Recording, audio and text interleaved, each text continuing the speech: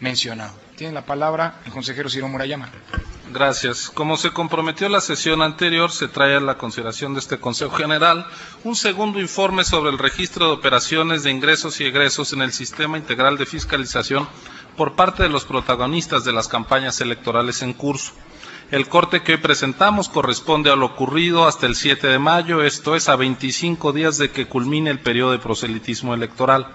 Hay ya registrados en las 14 entidades con proceso electoral local 4.041 candidatos, pero de ellos 2.713 no han registrado ninguna operación, el 67% está siendo omiso, y solo 21 candidatos han registrado más de 50 operaciones, es decir, solo el 0.5%, solo uno de cada 200 candidatos tiene un nivel de registro de operaciones consistente. Además del apego al principio constitucional de máxima publicidad a que estamos obligados, el dato es lo suficientemente drástico como para que se atienda desde este máximo órgano de autoridad. 2 de cada 3 candidatos que están en campaña no han rendido una sola cuenta en tiempo y forma de sus ingresos y gastos. En tiempo quiere decir a más tardar 3 días después de realizada cada operación, y en forma es a través del Sistema Integral de Fiscalización en línea.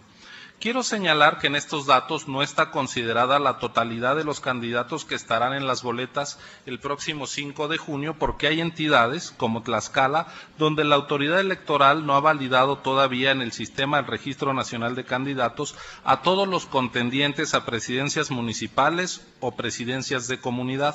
Así, las cifras de este informe revelan únicamente aquellos casos, la enorme mayoría, donde la ausencia de registro de operaciones se debe en forma exclusiva a una omisión de los propios actores políticos. Sabemos que estamos en lo que puede llamarse una era de pérdida del respaldo ciudadano al sistema democrático. En México, la erosión de la confianza al sistema de partidos es más grave que en el resto del continente.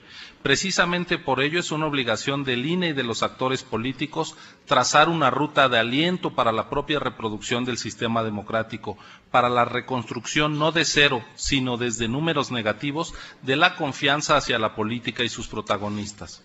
Así como la democracia es insostenible sin partidos, la recuperación de la confianza ciudadana es imposible sin rendición de cuentas y transparencia por parte de los actores políticos. No basta tener partidos fuertes, competitivos, con sólidas maquinarias, como los que afortunadamente ya existen en plural. Necesitamos también partidos abiertos a mostrar sus fuentes de financiamiento y sus formas de gasto. Partidos y candidatos abiertos al escrutinio financiero. No es fácil revertir la desconfianza ni el discurso antipolítico, pero hay acciones que sí están en manos de los partidos, sus dirigentes, militantes y candidatos. En concreto, frente al discurso que sostiene que el financiamiento público es un distractor de recursos, que hay una clase política ajena a los intereses y preocupaciones de los demás, que búsqueda del poder y opacidad son sinónimos, en México sí hay instrumentos y herramientas para mostrar lo contrario.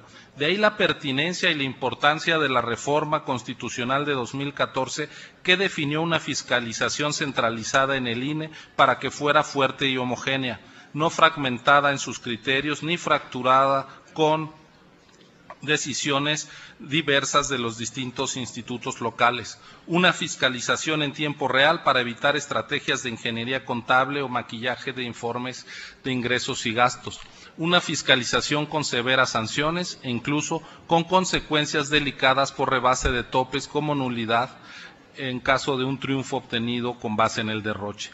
Los partidos políticos, enhorabuena, entendieron el nuevo reclamo democrático, el de la transparencia en sus fuentes de financiamiento y en el destino de sus gastos. El poder reformador de la Constitución fortaleció la regulación del uso de recursos económicos para así legitimar la actividad política haciéndola más transparente, sujeta a exigencias de rendición de cuentas más exhaustivas. Ese activo a favor de la democracia, que es la herramienta de la fiscalización exigente, ahora debe ser usado a plenitud, debe aplicarse a cabalidad. Si desdibujamos por la vía de los hechos el diseño que perfiló el legislador de una actividad política sujeta a la fiscalización rigurosa, en vez de revertir la desconfianza en la política, contribuiremos a sus detractores, alimentaremos el hastío hacia los partidos y el desprecio a la vía electoral. Al INE le preocupan los datos del informe, pero como autoridad responsable su estrategia no puede ser como no puede o no debería ser la de ninguna autoridad del Estado democrático, la negación de la realidad, el soslayar problemas o peor, la complicidad con las conductas que debe inhibir y sancionar en los sujetos regulados, en partidos y candidatos. Hemos dicho que 2 de cada 3 candidatos no han reportado la operación de ingreso o gasto. En promedio, por cada candidato registrado se han asentado solo 2.88 operaciones. Vamos, no se llega a los 3 movimientos por candidato. Por partido, en promedio las operaciones más bajas son de Movimiento Ciudadano, Nueva Alianza y Encuentro Social, con 1.4 operaciones por partido, 1.5 operaciones promedio por candidato en los casos del PT y Morena, 1.6 operaciones por candidato del Partido Verde, 2.1 operaciones por candidato del PRI, 2.9 operaciones por candidato del PRD y 4.6 operaciones por candidato de Acción Nacional. Las coaliciones en promedio reportan 4.1 por candidato y los independientes presentan un promedio de 5 operaciones por candidato, mientras que el mejor cumplimiento lo protagonizan los partidos locales con 9.5 operaciones promedio por candidato. Otro ángulo de análisis que permiten las cifras que el informe hace públicas es que el cumplimiento en el reporte de operaciones es asimétrico según el cargo que se persigue. Si los candidatos que han hecho uso del sistema son solo 33% del total, sube hasta el 95% en el caso de los candidatos a gobernador, pero cae al 36% en el caso de los candidatos a diputados locales y solo al 28% de quienes contienden por una presidencia municipal. Pero no se debería rendir cuenta solo para los cargos más importantes. Toda la política, todos los candidatos, sobre todo los que buscan un cargo de gobierno o de representación más cercano al elector, también deberían estar acreditando a la autoridad, ante la autoridad día a día, de dónde provienen sus recursos y cómo los gastan. Ofrecemos también en este informe datos del monitoreo de espectaculares. Hemos acreditado 6.876 en las 14 entidades donde habrá elecciones el próximo 5 de julio.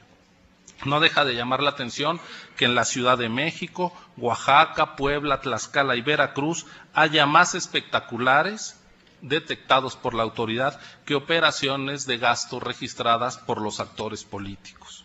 Ojalá que a partir de estos informes no se confunda el mensajero con el mensaje.